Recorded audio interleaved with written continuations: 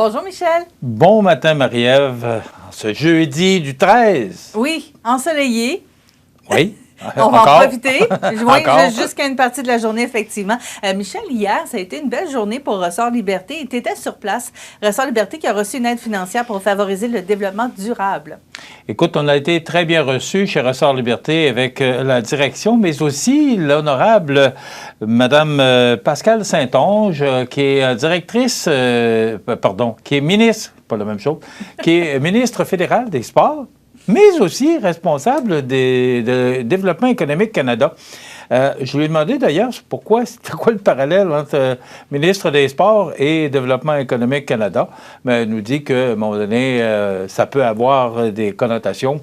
Je vous fais fi des détails pour ce matin. Mais la bonne nouvelle, c'est que hier, on annonçait, et Mme Saint-Onge était là pour ça, annonçait 1 million de dollars sur un projet présenté par Ressort Liberté de 7 millions de dollars. Et ce projet-là, c'est pour développer une méthode de production de masse d'un nouveau type de ressort qui, en plus d'être un produit très fiable, ne nécessitera pas de remplacement sur la durée de vie d'un véhicule et contribuera ainsi à la réduction des émissions de gaz à effet de serre grâce à un mode de production moins énergivore. Bien sûr qu'on parle des voitures électriques, là. Alors on est très avant-gardiste. On écoute Mme la ministre. Ressort Liberté nous ont présenté un beau projet pour le développement de leur entreprise et DEC a fourni 1 million pour le total du montage financier qui est autour de 7 millions. Alors, DEC fournit 1 million pour les aider à compléter leur montage financier avec des bonnes conditions de prêt. Et comme ça, l'entreprise va pouvoir réaliser son projet qui vont leur permettre de développer des nouveaux produits puis de commercialiser ça plus tard. Michel, tu t'es entretenu avec Pascale Saint-Onge, comme on peut le voir, et on pourra entendre l'entièreté de cet entretien demain dans l'émission. Oui, puis une madame très gentille en passant, là, qui connaît bien la région. D'ailleurs, Bernard Généreux était là. Bernard Généreux, conservateur, madame Saint-Onge, libérale. Et on a pu assister à des embrassades entre les deux. Donc, la chimie passe très bien. C'est une femme très sympathique, Mme Saint-Onge. Donc, du côté des dirigeants, Marie-Ève, on était très fiers de recevoir cette aide financière qui permettra, parce que ça a pris plusieurs années avant de mettre au point ce projet-là. Alors, M. Jean Dubois, qui est vice-président au secteur corporatif, était très fier de voir arriver la ministre et son chèque. On écoute M. Dubois? Ces ressorts-là, on va être avant-gardistes. Parce que il n'y a pas beaucoup. On va être dans les premiers. On voit qu'il y a différentes compagnies qui essaient de fabriquer différents types de matériaux, mais on est dans les premiers à innover à ce niveau-là. Donc, une belle visite. Écoute, on était là presque 2h30. On a fait la visite de Ressort Liberté. C'est assez extraordinaire de voir les petits ressorts. Il y a des petits ressorts comme ça, il y en a des plus gros. Et tu vois sortir ça d'une pièce d'équipement. C'est quand même assez impressionnant à voir. Ça prend des bouchons, ça prend des souliers avec des capes d'acier. Donc, une visite très intéressante. Je te dirais que j'ai passé un bel après-midi. C'est quand même mieux que dans une fromagerie avec le petit chapeau. Effectivement. Michel, il y a beaucoup d'annonces ces temps-ci parce qu'on sait, on arrive aux vacances, donc on en profite puis on fait plusieurs annonces du côté des gouvernements. Et là, c'est Québec qui a accordé près de 132 000 $ à Lillet et à Saint-Jean-Port-Joli. C'est pour l'acquisition d'équipements de collecte de matières organiques résidentielles. Ouais, moi, quand j'entends qu'on prend des décisions par rapport au fait qu'on peut diminuer le déchet, l'enfouissement des déchets, ça, si tu savais comment ces nouvelles-là me font plaisir. Alors, effectivement, le député de Côte-du-Sud, Mathieu Rivet, a annoncé que le gouvernement du Québec octroyait une subvention de 77 000 à la municipalité de Lillet et 54 000 à la municipalité de Saint-Jean-Port-Joli pour leur projet d'acquisition d'équipements de collecte de matières organiques résiduelles.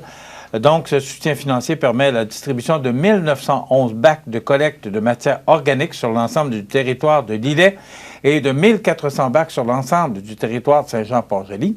La collecte mise en place au milieu de l'année 2023 et les matières organiques seront acheminées dans un centre de compostage. Quelle belle nouvelle! Tu sais, à chaque fois que je mets de quoi dans le bac vert, Marie-Ève, je pense au fait que ça va aller dans un site d'enfouissement et combien de temps ça va prendre à se désagréger. Là, je cherche le bon terme. Alors, moi, ce genre de nouvelles-là me réjouit. Donc, en juin dernier, c'est 1808 bacs qui ont été distribués à l'îlet pour les résidences unifamiliales, les copropriétés, les multilogements, les commerces, les industries et les institutions. On a tout intérêt à continuer cette action-là. C'est 750 municipalités qui ont accès à la collecte des matières organiques. Et d'ailleurs, Michel, la collecte des matières organiques a débuté à l'îlet la semaine dernière et il y a déjà eu une belle réponse du côté de l'îlet. On pouvait le lire sur leur page Facebook qu'il y avait quand même, c'est 34 des résidences qui avaient répondu présent, qui avaient mis leur bac sur le bord du chemin. Et là, il ne faut pas oublier que c'est l'été. Donc, il y a des gens, effectivement, qui ne sont pas là ou qui ne l'utilisent pas parce que c'est la période estivale. Et ça vient progressivement. On le sait, au début, on est tous un peu craintifs. On ne sait pas trop comment ça fonctionne. On ne sait pas trop qu'est-ce qu'on va faire avec ça. Puis, à un moment donné, bien, comme dans la région Ménilmontois, je pense que les gens sont vraiment à plein dans l'utilisation du bac brun et on est de plus en plus conscientisés, on ne se le cachera pas. Saint-Jean-Port-Joli aussi, ça a débuté dernièrement, là, dans les dernières semaines. Donc, vraiment, toutes les MRC de la région se sont vraiment avancés du côté de cette collecte-là. Avant de mettre excuse-moi, Marie-Ève, avant de mettre de quoi dans un déchet dans votre bac vert, pensez-y que ça peut être des 20, 25, 30 ans. Si jamais un jour ça finit par se désagréger, on ne peut pas s'empêcher d'y passer. Mais je cherche un autre terme que désagréger. Et, on va finir par le trouver. Ouais. Il y a des fois comme ça que le cerveau ne suit pas tout le temps. Alors, je pense que les gens nous comprennent bien. Oui. Décomposer, voilà. On vient de nous le dire à l'oreille, là, c'est le décomposer. C'est ça le bon terme. Alors, Michel, la ville de Montmagny a décidé d'être solidaire de ses médias locaux parce qu'on parle beaucoup là, du bras de fer avec Meta. Bon, on en a parlé en début de semaine, là, c'est le projet de loi C-18 là, qui, justement, obligerait, on va le dire encore au conditionnel, parce que ce projet de loi-là doit être mis en force à compter de décembre prochain. Alors, moi, je suis un petit peu surpris de voir, tu sais, et là, ça va être une expression vraiment Michel Montminy, là, on nous rabat les oreilles avec l'importance de l'achat local. Comment se fait-il qu'aujourd'hui, on dit « Ouais, mais là, on va supporter nos médias locaux et régionaux. » Essayez d'imaginer, moi, j'ai connu le moment, parce que ça fera 40 ans, le 19 août prochain, que CKBM Montmagny a fermé ses portes, la station de radio. Et on s'est vu avec le lendemain matin, avec le journal Le Peuple Courrier dans le temps. Donc, les nouvelles n'entraient pas au même rythme qu'avec une station de radio ou une station de télévision. Alors, on peut comprendre aujourd'hui l'importance des médias locaux et régionaux. Et je suis un peu surpris de voir que la ville de Montmagny a besoin de dire, on va... il faut accorder toute l'importance que les médias locaux et régionaux ont dans leur localité. Ben moi, je fais juste applaudir, Michel, parce qu'on est content de savoir que les gens sont solidaires avec nous, que la municipalité va faire, elle aussi, son effort, qui est à moindre échelle, on s'entend là, que les gouvernements, mais chaque petit effort peut amener à quelque chose et peut amener justement Meta à reculer sur ses menaces. Tu sais, Marie-Ève, excuse-moi, mais on est en ondes ce matin. Oui. On a des panneaux d'affichage sur la route 132 et au coin de la rue Saint-Louis. On a des panneaux d'affichage dans l'Oiselière, microbrasserie, Côte-du-Sud, restaurant à la Rive. On est partout.